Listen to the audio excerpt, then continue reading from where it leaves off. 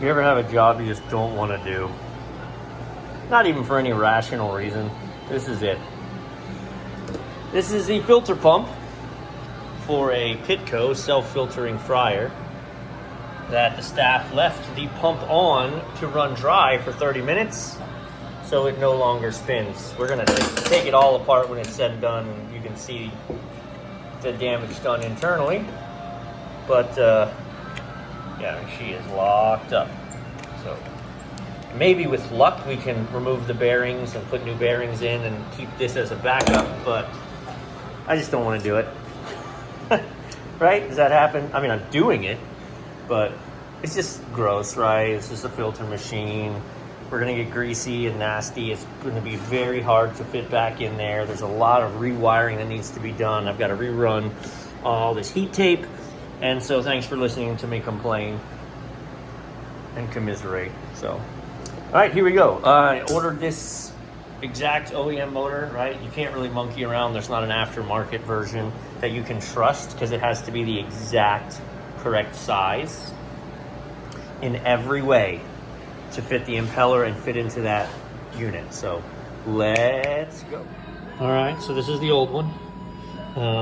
Looking at the new setup, right? It's all pre-wired. I'm gonna check and make sure, right? So this is 115, 230. So I need to make sure it's wired for 115 and not 230. So we'll have to look at the wiring schematic, which isn't here. Fun, how are we gonna figure that? Okay, so what I do know is this one, you can see the manufacturer wrote 115 on it. So I'm just gonna verify that all of the probes are set up in the same way. So we've got blue and red, yep. We've got yellow running over to there, yellow running over to there, and black and black. So this is wired for 115 already. And then my power in, hot and neutral is going there with the ground. Hot and neutral and the ground. All right, we got the new motor wired. I'm gonna take the plate and I'm gonna clean it off and scrape it one time. You're never gonna have another opportunity to clean that well. No better opportunity than right now, that is. There are 2 1/2-inch bolts that put the impeller onto the motor with a pump. This is physically the pump, right? But this is the impeller. The reason you leave the motor loose is to go, this can play left and right and in and out. How do you know where it goes? And that's where this comes in. So we've left the motor loose. So now we can take this and set that where it goes. There are 2 screws that hold it in place. And then this goes over the front side and pins that in place. And now you know your left and right and your front to back is good. So I actually told you wrong. This goes behind this. So I picked it up and over and it goes through this way. I had this plate on this side a minute ago and that's not right. Okay, so at this point we're ready to move on to the nightmare part, which is going to be to, I tighten that down. How crooked the motor is, but it pulls itself into place by this steel pipe dictating where it has to go.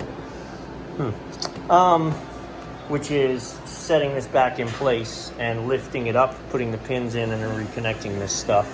The heat tape is still factory connected from here to here. And then once I get everything tied back in, then I will rewrap the heat tape. All right, let's go. All right, so I have plugged in just the motor. We hit the reset and pull the lever. Hey!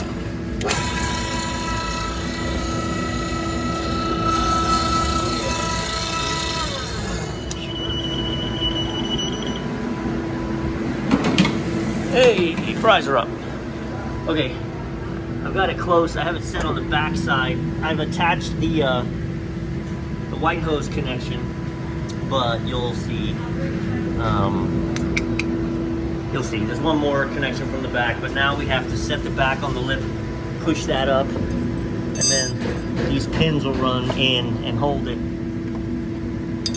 It's quite the headache. Here's where a little jack, like I've had several of you guys be like, yeah, put it on a jack, and you're not wrong, but I'm stubborn. All right, so on the back side, there's the second and last connection to be made.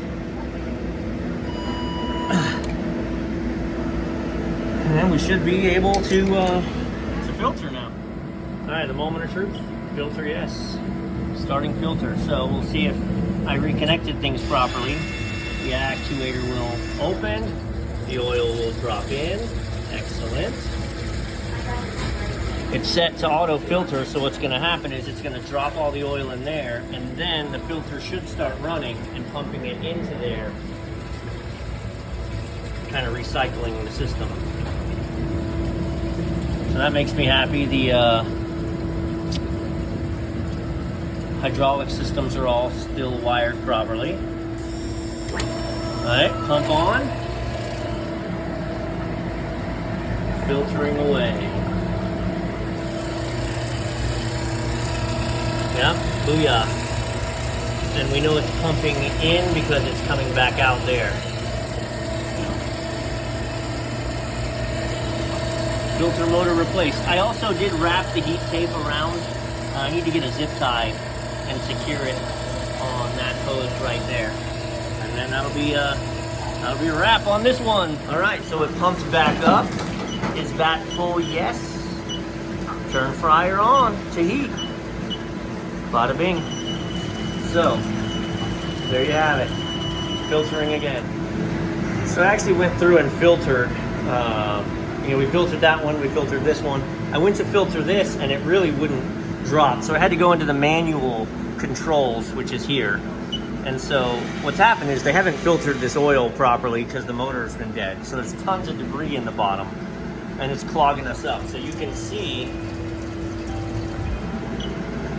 I open the valve, we get a little bit, and even when I close it, I don't think it's closing all the way because there's debris. That, or we're backwards. Look, toggle open and it's done. Toggle closed.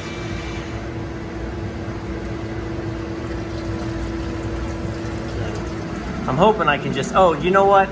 To close it, hit it. Duh. Right, so now it's closed. To open it, hit it. Yeah, it's Friday. Okay, gotcha. So it's open, it's draining real slow. I want to let it drain slow so I can see into the bottom and then we can get whatever debris is blocking us up. But, I just broke it loose. Whatever it was, I just broke it loose. Yeah, there's just a ton of crud down in the bottom. All right. Now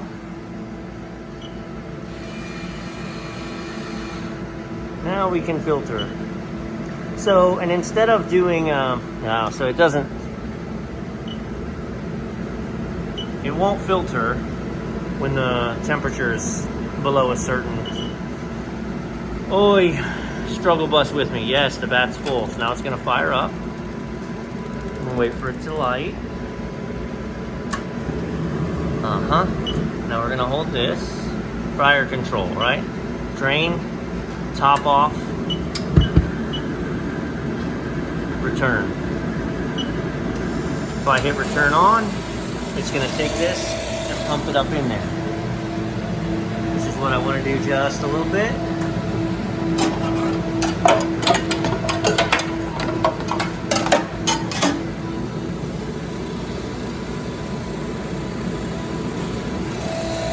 Put the oil back up in there so that I can bring it to temperature, right? I couldn't heat it because it was empty. So this is gonna bring it in. This is how you manually usurp the intelligence.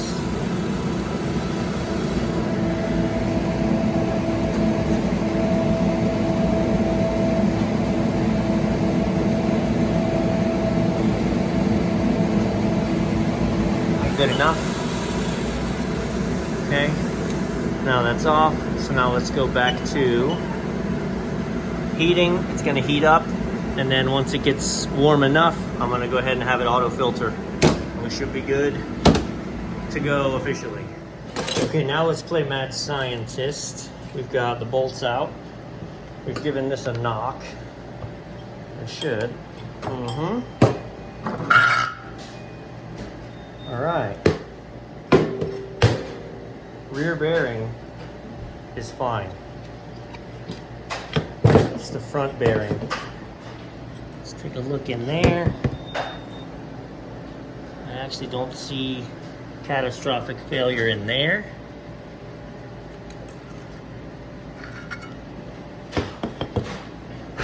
Definitely metal shavings here, but likely it's just this front seal we may be able to replace, have a backup motor. All right, 100% that's the situation, because this is supposed to spin freely on that, and it does not spin at all. So we'll get a bearing puller. I'll do a different video, but I am gonna put a bearing puller on this, reveal the bearing, see if I can't heat up a new one, put it on, and bring this baby back to life. Another project, another day.